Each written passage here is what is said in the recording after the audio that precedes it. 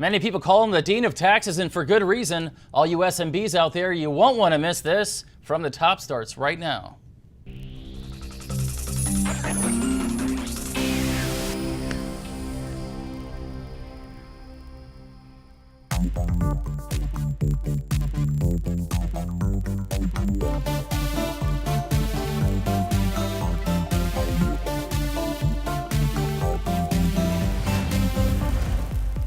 And Dean Zerbe is widely recognized by the press as a leader in tax and oversight matters, and he's also a columnist for Forbes magazine, where he's called the Dean of Taxes.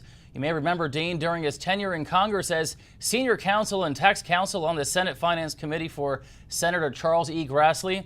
Dean recently wrote an article for Forbes on the impact of Obama's tax reform proposal on small and medium-sized businesses, which makes up a large part of our membership. So we're very happy to have Dean with us in our studio today. And Dean, welcome to the program today. Thanks so much for having me, Abe. Greatly appreciate it, and terrific to be here with TIA. Greatly enjoy the chance to talk to you and your members. Well, happy to have you here. And in the intro, we mentioned Obama's tax reform proposal and possibly a misperception from the industry about the R&D tax credit and tax credits in general. In an excerpt out of a recent Forbes article that you wrote, and I'll put this up for our viewers, you make reference to this, and it states, however, it is the proposal on page 10, referring, of course, to Obama's tax proposal, that, quote, establishing a greater parity between large corporations and large non-corporate counterparts should have many successful small and medium businesses realizing that when it comes to what's for dinner, the answer may be them. Well, that's right. One of the difficulties as we're talking about tax reform and corporate tax reform, a lot of discussion about big corporations, Fortune 500, and lowering their rates, but really very little to discussion about small and medium, a lot of your membership in terms of what's going to be the story for them. And there have been proposals of expanding the corporate tax base, which means a lot of your members who are pass-through entities, say an S corporation or LLC, they're going to be subject to C corporation tax, and I don't think that's probably something they want. But I think a very important thing that TIA is doing with their members of looking at what can we be doing in corporate tax reform, what can we be doing in business tax reform that'll help all of your members, both small, medium, and large, that they're all benefiting from tax reform. And I think that's an important part, that they be part of that discussion going forward.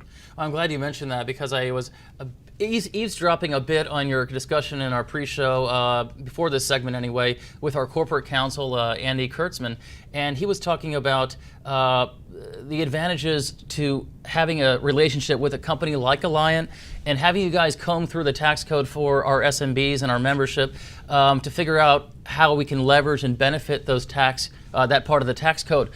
Isn't it incumbent on everybody in the industry to have a relationship with somebody or a company like Alliant to take advantage? Well, we're thrilled. We're thrilled to have an affinity relationship with TIA. We think it's a terrific opportunity for us.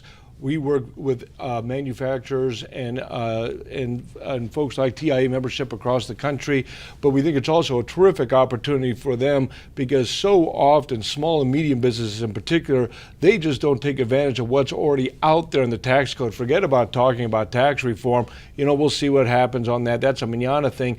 They need to be looking at the tax code now, particularly in this tough economy, and saying, what can I do to lower my taxes and keep more money in my pocket, my business's pocket, to help grow, keep jobs, and keep my doors open. And so that's what we do at Alliant Group, is working with manufacturers, with technological folks like your membership, helping them go through the tax code, sharpen that pencil, and see what's out there. The R&D credit's obviously a big example of what we do and work with companies, but also there's export incentives for green buildings, just a whole range of things that are out there in the tax code. The big boys, they take advantage of it like it's nobody's business, but small and mediums, it's a tougher run. And so we're thrilled to partner with you all and work with your members to help them take advantage of what's there in the code for them.